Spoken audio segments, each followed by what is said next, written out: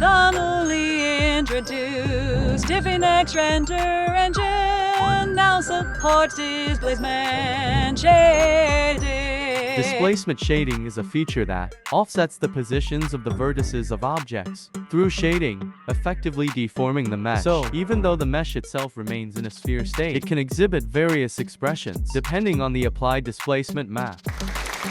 Now, let's take a look at how to implement displacement in EEVEE Next Renderer by adding a sphere object. Applying displacement shading causes actual changes to the positions of vertices. So let's begin by applying the subdivision modifier. Create a displacement map using a Voronoi texture in the shader editor and connect it to the displacement node. Add a color ramp node to further adjust the map that will be used for displacement. While EEVEE Renderer does not cause actual deformation of the mesh's vertices, when you apply the render engine to EEVEE Next, you can see the object actually deforming in the rendered view. Thanks to this feature, it seems that we'll be able to implement our creative ideas faster and enjoy using Blender even more.